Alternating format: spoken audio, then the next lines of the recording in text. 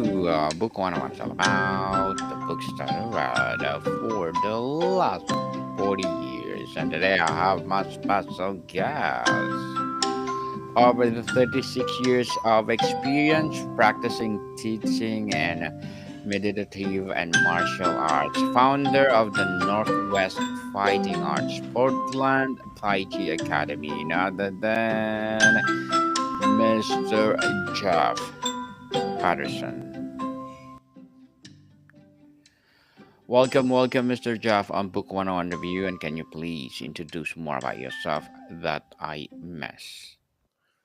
Yes, hello. Thanks for having me. I'm located out here in Portland, Oregon. I've been running my academy here for about 31 years, where we teach the meditative and the martial arts. And along my journey, I've always been passionate about the martial arts, and I got introduced to the meditative arts in a bit of a roundabout way, in that I wasn't looking to do a meditation practice. I was very much into Western boxing, and I had this old boxing coach who once told me that if I wanted to be a better boxer, I should start doing meditation and Tai Chi. And at the time, I thought that was for older people in the park, and I had no idea how that would possibly help me. But I had a lot of respect for him, and even though I was a young kid and kind of lacking focus, I decided to take on the practice at his recommendation.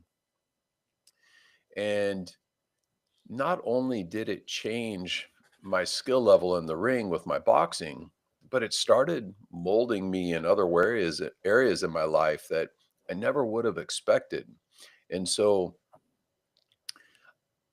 I started really diving into the practice and becoming very passionate about it. And through the years, I've been very fortunate here at my academy. I've had over 26,000 students come through the academy, and I've heard hundreds of stories of how the meditative arts has positively influenced people's lives. And that's what's made me so motivated to get out there and share with the world about these practices. And so that's what's inspired me to write my last few books. It's helped me create my online programs and just helped me be a better teacher. And so that's pretty much where I'm at these days. A better teacher indeed. And thank you so much for sharing your knowledge and wisdom to the world, Mr. Jeff. And today let's talk about the mastering stress, the meditative arts of the yielding warrior. So tell us what it's all about. Yielding is a very interesting concept, and it's something that's been around for generation in the meditative and martial arts. In my most recent book, The Yielding Warrior, that you're asking about, I broke down the idea of yielding into three main pillars. There's physical yielding, mental yielding, and emotional yielding. Physical yielding is the idea that I push you, you push me, whoever is the bigger, stronger person with the most leverage eventually is going to push the other person over. But with yielding, instead of us trying to see who the bigger meathead is, when you push me, I get out of the way of that force. And so now I can respond with less effort. So I'm not trying to butt heads with you and see if I'm bigger and stronger than you. Now, in athletics, it's obvious how this is very beneficial. Many professional athletes these days are turning to the meditative arts for this reason, and many others as well. But this is one of the things that helps us deal with opponents who are bigger, stronger, and faster than us. Now, in order to be good at physical yielding, a lot of things have to come into play. We need to be well rooted. The lower part of our body needs to be strong and flexible so you can change your central equilibrium without getting tight. The body has to be relaxed. The mind has to be present. And while all of these things may take a lifetime to really master and get to a high level at, from day one, by starting a meditation practice, you start to become more aware of these things. And once you start to see them with more clarity, then you can start to apply them in other areas of your life. Now, this heightened awareness is where it leads to many of the other benefits. And this is moving into what I call mental yielding, which is the second pillar. So, because we're seeing these things with more clarity inside of ourselves, we also start to see these things with more detail in other people. So, say, for example, you and I are having a conversation and I say something that unsettles you, and I pick up on it right from that first sign of imbalance. It's a lot easier at that point to adjust the conversation and keep us on a harmonious path then if I wasn't paying attention to that, and pretty soon I'm so far off track, you want to knock me upside the head. And so, learning how to use yielding in all of our interactions is extremely powerful. One, we're being more considerate, which is something that we could all do more of. And two, it allows us to be strategic so we can guide conversations to a positive outcome with the least amount of resistance. And this is helpful in relationships, in business, in sales, and negotiations. I mean, there's so many different ways that we can apply this pillar of yielding. Then the third and final pillar of yielding is emotional yielding. And emotional yielding is very much like mental yielding, but with our own interpersonal conflicts. So you think about oftentimes something will happen to us and we'll respond and we'll go down this path. And we might get an hour, a day, a week down that road and realize maybe that wasn't the best choice. But with yielding, we could have taken a step back and been more present and aware during the situation and less emotional. It oftentimes helps us be more in tune and make wiser decisions rather than just jumping off and going off of something that first, resonates with us. And so this ability will oftentimes save us a lot of heartache on the other side, and I've been explaining this idea of yielding now for over 30 years. And one of the most common things I'll hear people say when I talk about this is that, that makes a lot of sense. And in fact, I do yielding all the time. And while I would agree in that I think everybody does some degree of yielding all the time, it's kind of like if you or I were to walk into a crime scene with a detective who's been on the job for 30 years, I guarantee you that person would see things about the series of events and the timeline that I know at least I would have no clue of. And the meditative arts helps us see things inside of ourselves and inside of other people that most people will never have any clue of. And so when we start to use this concept of yielding in everything we do, you can see that it can affect any area of your life and expand that awareness so you're more present during anything that you do. More present for sure. And Mr. Jeff, yielding warrior is powerful. Could you unpack this apparent paradox? What does it mean, yield like a warrior in the context of its stress? Well, a lot of times I hear people say they've tried meditation, but it just didn't work for them. They couldn't quiet their mind. And a lot of times it's because they're fighting with these distractions and they have this misconception that in order to be successful with meditation that they have to reach this goal. There is no goal with meditation, and there is no certainty in life of anything that we can do that is going to solve our stress or take us away where we don't ever get stressed again. However, by having the foundational principles of a meditation practice, it gives us the tools to deal with these imbalances and these stresses as they approach us in life. And so, for example, if you do a sitting meditation or maybe a movement practice, or some breathing exercises, and you do that for 20 minutes. But during that 20-minute session, you get distracted, say 50 times. Every time you get distracted, if you use your posture and your breath and your awareness to help bring you back to center and find that focus, you just got 50 repetitions on how to be out of balance and come back and find that center. So, in doing this, now anytime something happens during the day and throws you off center, you have these tools because you've been doing this every day, every month, every year, and building this strength and ability to find that center in all of the chaos. And so the meditative arts helps us notice the imbalances and have the tools to overcome these distractions and be more settled. Be more settled. Indeed, that is the word. People, and how does the yielding warrior approach differ from a common advice to light stress or conversely to simply avoid stressful situations?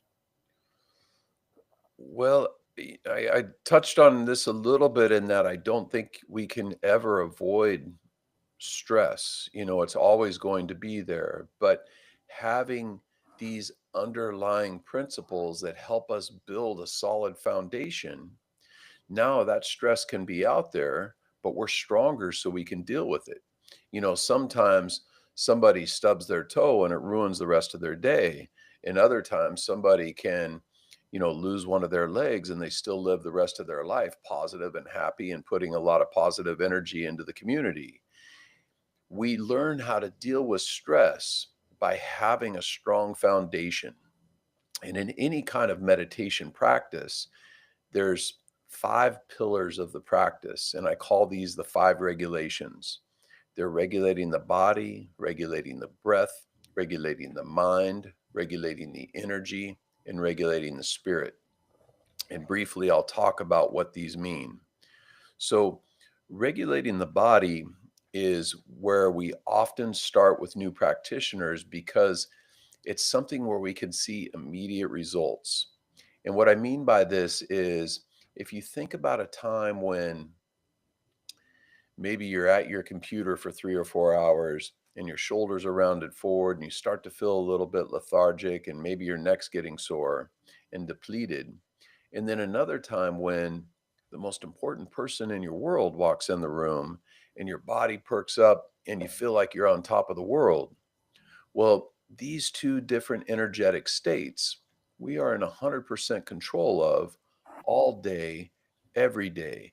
And by learning how to regulate the body, our skeletal alignment, our muscular tension, our breath, all of these things, they can help us find that ability to maintain that energetic state that we require.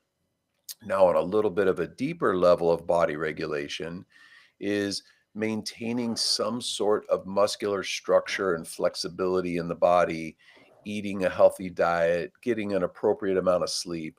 All of these things play into that body regulation. Then we have the second regulation, which is regulating the breath. This is an extremely deep topic and something that, we could talk for hours about, but, you know, we we kind of categorize these different breathing strategies into more of these yin methods, which are inward drawing energy methods, and yang methods, which are external, bringing the energy outward. So, excuse me. An example of a yin breath would be if you've ever listened to somebody sleep, you'll notice that their natural breathing pattern is a longer inhale and a shorter exhale. And this is the body's natural way of bringing their conscious mind into their subconscious mind, which is where we are when we're sleeping and dreaming. And so, if we want to emulate that style of inward energetic expression in our meditation practice, we can lengthen the inhales, put soft retentions at the end of the inhale to help bring that energy inward. And this is great for stress reduction, dealing with anxiety, dealing with panic attacks. It's good for boosting your creativity. There's lots of reasons why we would focus on this side of the breath. Then we have the yang side of the breath.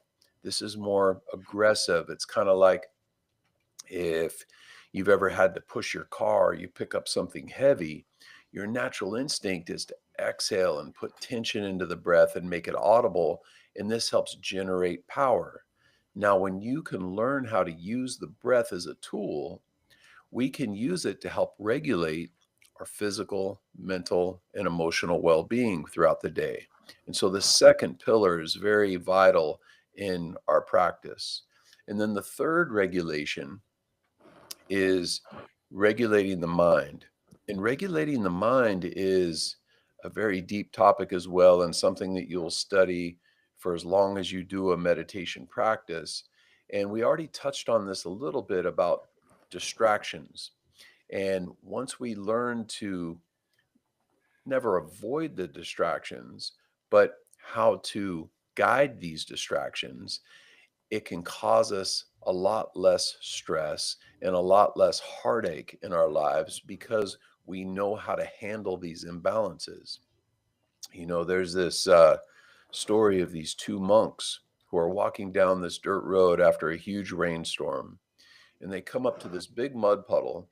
And on the other side of the puddle's this beautiful little girl who's standing there in a white dress, and she's crying. And the older of the two monks, he hollers across the puddle and says, "Is everything okay? Can we help you?" And she says, "I need to be somewhere, but if I walk across this puddle, I'm going to get my dress all dirty." So the older monk, he rolls up his pant legs and he walks across the puddle, picks her up, puts her on his back, takes her to the other side, sets her down, and she's off on her way. Him and the younger monk are walking a couple miles further down the road. And finally, the younger monk is just furious and he says, "You know we're not supposed to touch girls, but you did back there at the puddle."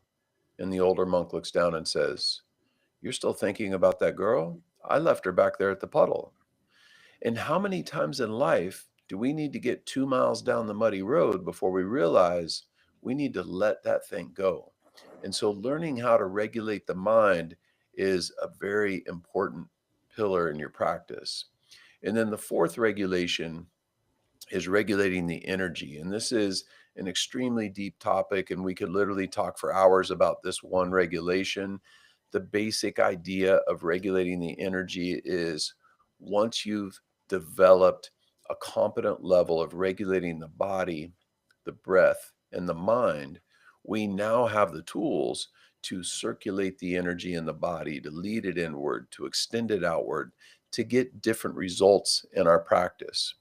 And then the fifth and final regulation is regulating the spirit. And this is a very profound idea and something that meditation practitioners will spend their entire life's journey working with. And some people look to the spirit as this state of enlightenment. Others look at it as practical applications in the spirit. So, for example, every day when you get excited, that could be an elevation of your spirit. And that excitement level oftentimes brings tension in the body. But if we can learn how to elevate the spirit and stay rooted and relaxed and present and not let the emotions of the elevated spirit distract us, this is where a lot of athletes use this idea to help get into what we call the flow state. So you can see, just kind of touching on these basic fundamental principles, that having a meditation practice in your life can touch so many different areas of your life and help you in so many different ways. And so by having, a daily practice where you're doing a ritual practice, active practices, and studying these philosophical concepts, you can create an evolving life practice with the meditative arts that helps you follow any path you want to do. Definitely. And Mr. Jeff, what are your short-term and long-term goals? I want to share the meditative arts with as many people as I possibly can. I have one of my short-term goals is finishing my next book that's due to come out after the first of the year. I am currently also working with martial arts academies and yoga studios, showing them how to create a meditation program within their business. And the reason why this is so great is because most martial arts academies and yoga studios are sitting pretty vacant during the day. They don't have daytime classes. This program targets often an older demographic. And so we're targeting, the 50s, 60s, and 70-year-olds who like coming in during the day. And so with this program, it's helping to share the meditative arts with people from all around the world. And so this has been my mission to just spread this message with as many people as I can. Good luck to your goals, Mr. Jeff, and looking forward for more success. And what would be your piece of advice for those people that want to be like you? If you're thinking about doing a meditation practice, there's three considerations that I think are extremely important for anybody to have a successful practice. The first one is thinking about what is it that's drawing you to the practice? Why do you want to do it? And once you have this, maybe it's to improve your performance or deal with a stress disorder or be healthy into your later years so you can watch your grandkids grow up. Whatever that is for you, and then take it a step further and think of, if you do have this in your life and you accomplish this, what are 10 or 20 things that will positively change by implementing this practice? And in doing that, it helps give you fire and motivation to want to stick with the practice. And then also flip the coin and think of 10 or 20 negative things that will happen if you don't do this practice. And this helps give you the fuel. So tomorrow or the next day or next week, when your alarm goes off in the morning and it's time to get up and do your practice, and you feel like hitting the snooze button and saying, "Oh, I'll do it tomorrow," it gives you a reason to get up, and it makes you want to get up and stop looking at this practice like it's a chore. And so you start looking at it like it's something that you get to do. And you're so lucky to have it in your life because so many benefits come from it. And then with that, it's a very deep practice. I've been studying for a long time. It's been my profession as well as my passion. And I see people all the time who think that they're going to go out and learn the meditative arts by looking at a bunch of YouTube videos. And, my next recommendation would be, you need to find a guide. You need to find somebody that's going to help you, because I've literally seen people spend 15 years of their life trying to be self-taught in this practice, and they're barely getting below the surface. Having somebody in your corner helping point you down the right direction can save you years of time, and you'll get a lot more quality and benefits from your time. So, think about why you want to do it, have somebody in your corner. And if you do those two things, it'll be very helpful for your journey. Thank you for that advice, Mr. Jeff. And can you please recommend a book or books that influence your journey? Yeah, so many. I'm a pretty avid reader. I enjoyed a book by Robert Greene called Mastery. I thought that was a great book.